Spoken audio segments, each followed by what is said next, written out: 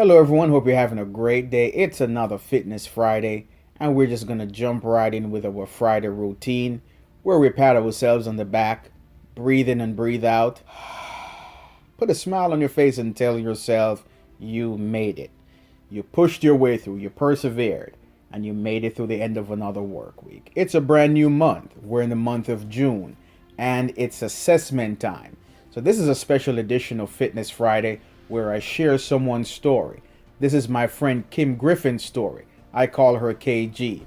So it's No Grind, No Glory Part 2. The topic is Do or Die. Kim shared her story with me a while back. She said, Vaughn, I was at a place where I was willing to do whatever it takes to get the results I was looking for. She said, I was working out hard, eating right, because I had competition inside. I wanted to compete on the professional stage. This was a dream of mine.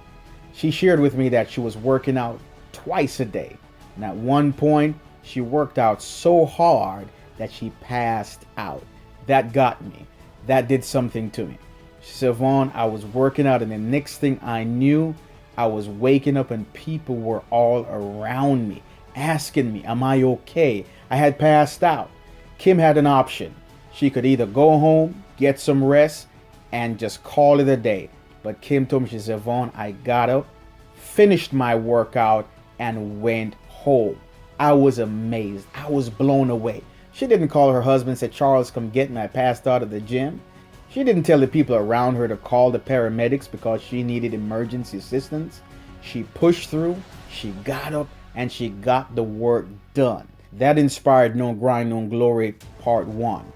But Kim took it to a whole nother level. The thing that got me about my friend KG is that she went to her first competition and she dominated. Yep, she walked away with some accolades. She brought home some trophies, and you would have thought that that would have been enough. For most people, that's a check mark. I did it. I accomplished the goal. But Kim wanted more, so she kept grinding. She got leaner. She got more defined.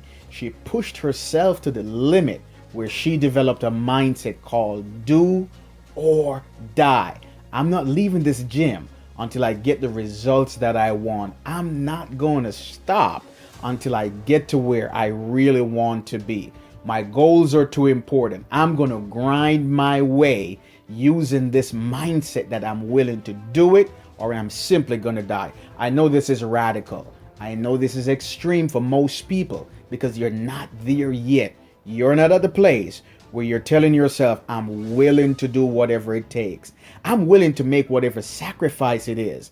I'm willing to go above and beyond to push myself to the limit. I'm ready to raise the ceiling. Yes, I accomplished some things. I got some goals out of the way. But what's the next level up? How do I increase my output?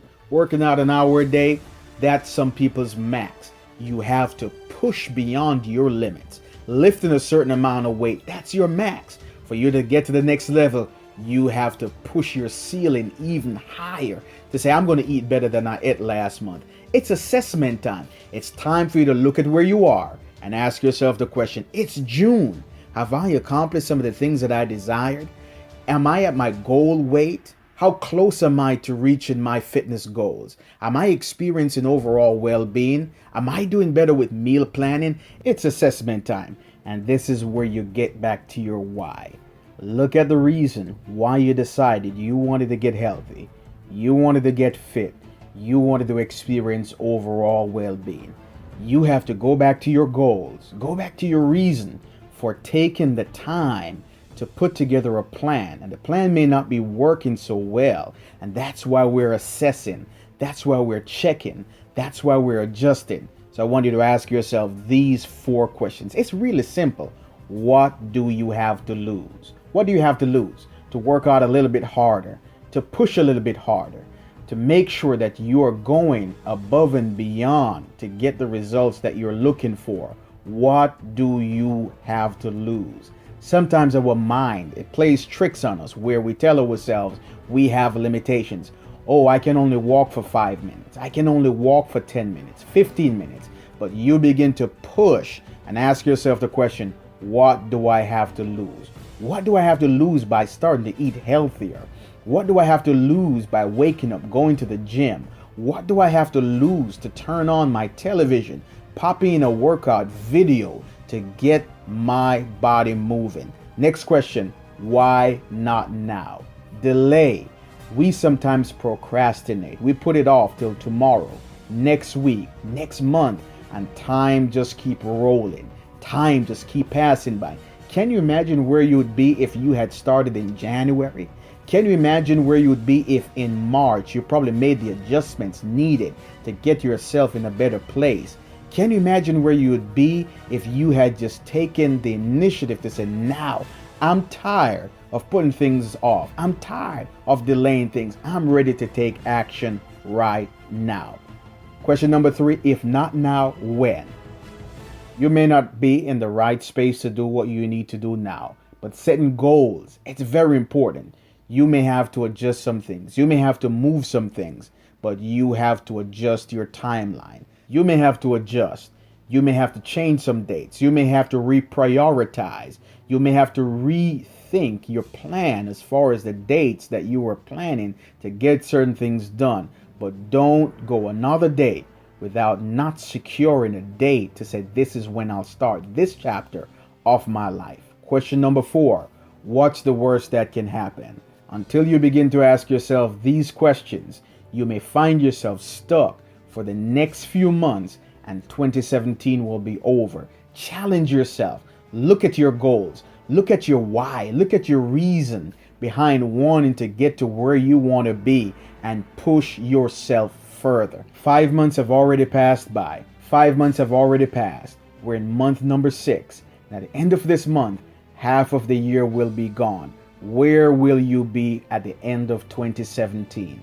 Will you make the adjustments? Will you keep pushing? Will you keep grinding? Will you have the mindset that I'm willing to do or die? It's time for you to decide whether you're going to do or die. How hard are you going to push to close the month of June, to push through, to close the rest of the year, to get to your results? We need a soldier mindset. We need a military mindset where we're willing to just do whatever it takes to get the results. I admire those who serve this great country. I admire those who make the sacrifice. And again, I know this may sound morbid to a lot of people, but this is just the reality of how we make decisions and the sacrifices people make day in and day out. Soldiers that go out in the field of battle have one mindset.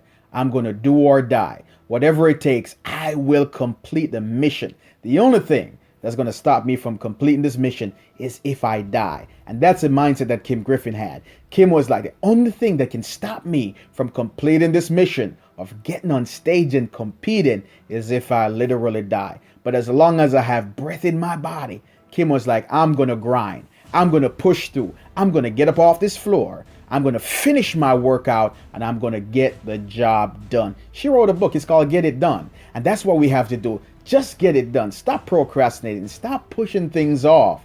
We have to get it done. So talking about a military mindset, those who serve this great country, I admire them. I admire their sacrifice. They are great for a specific reason. They stand out for a specific reason. They get results for a specific reason because they have a military mindset. I want you to have a military mindset as you close out this month, as you close out this year, to tell yourself, I'm willing to do or die. I love hearing the heroic stories of our men and women who serve in the field of battle and they come back and they tell a story of valor. I love it. I love watching the films that talk about great heroes and how they fought valiantly. I love to hear stories that talk about people who've overcome obstacles and odds when they were in the field of battle because they had a mindset that I'm willing to do or die. I've come too far to quit. I've come too far to give up. I love the story of the Brave 300 led by King Leonidas. And I know this may be Hollywood spin on it, but that mantra, no retreat, no surrender. We're going to do or die. Gideon in the Bible in Judges chapter 6-8 had the same experience. Only had 300 men, but he had to re-strategize. It takes a certain mindset.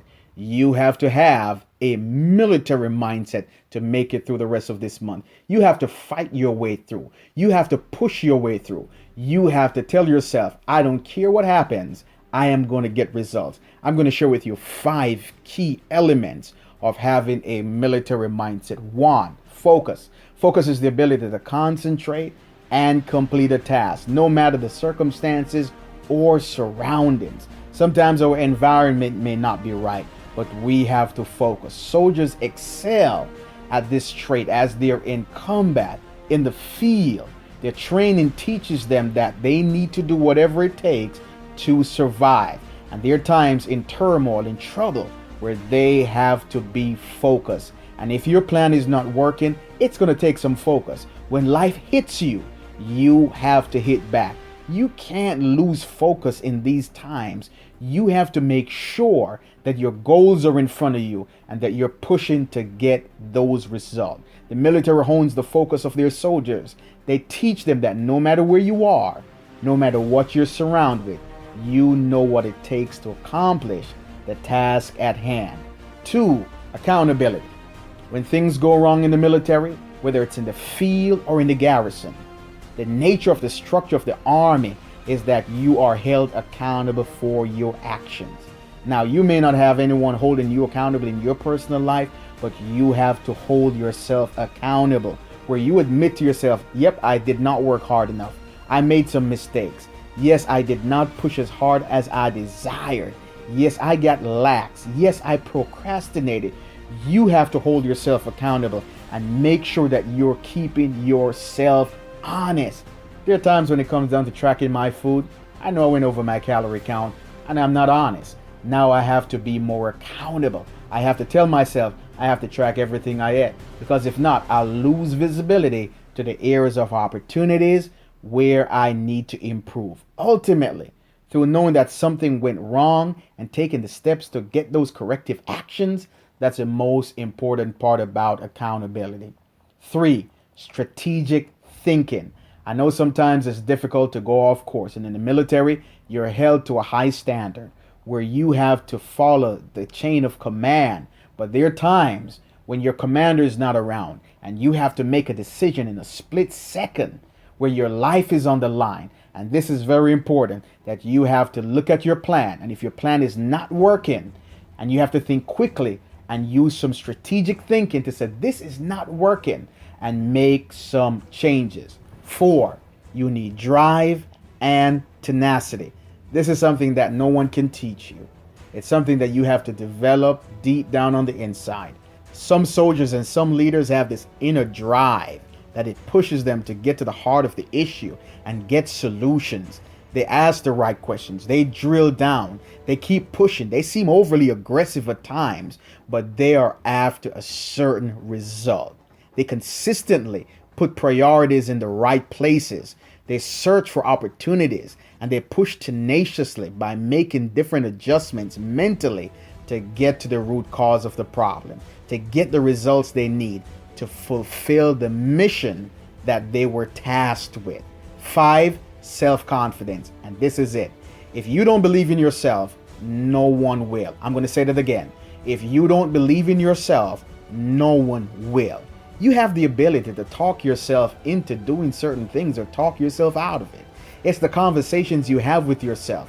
It takes a certain mental fortitude to develop that mindset that regardless if I'm by myself, I still have to keep pushing. Sometimes we want all these people around us. That was Gideon's problem. He had too many people around him. He started off with 32,000 soldiers, and God said that's too much. He had to cut it down to 10,000, and that was still too much. He ended up with 300, and he had to develop the confidence that he can still win the battle. You have to decide that you can win. It's the conversations you have with yourself. You have to make sure that the voices in your heart is louder than the voice in your head, that when you feel like you can't make it, you have to tell yourself that I have to put my emotions aside. Sometimes I don't feel like working out. Sometimes I don't feel like eating right. But this is not based on how I feel. This is based on what I have to do to get the job done. So I've concluded, to get to my destination, I need a do or die mindset. And I keep asking myself the 4 questions.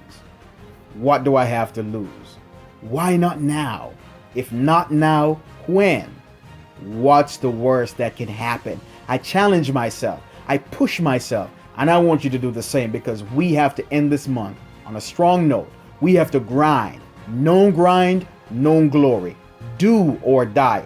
Let's do it. Have a great Friday. Have a great weekend. And we'll talk another time.